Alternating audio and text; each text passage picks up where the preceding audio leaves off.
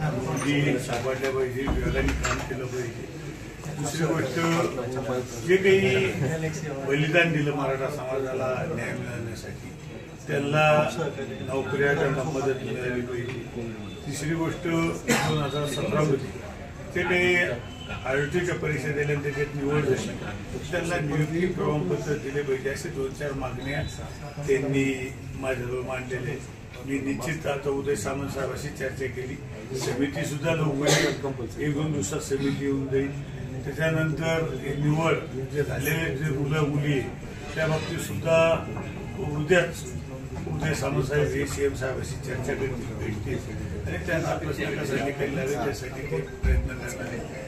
आणि आपल्या बलिदानात गेलेले त्यांच्यासाठी, भारतीय विद्यार्थ्यांसाठी असे जे काही मुद्दे जरांगे पाटलाचे कसे मार्गी लवकर लागण्यासाठी जरांगे पाटील 20 तारखेला मुंबईला जाण्यासाठी थांबले।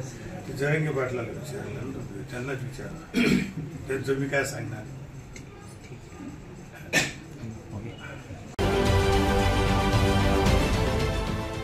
देश विदेशातील प्रत्येक घडामोडींचे लाईव्ह अपडेट मिळवण्यासाठी आता साम टीव्हीच्या सर्व सोशल मीडिया प्लॅटफॉर्मला लाईक, फॉलो आणि सबस्क्राईब करा।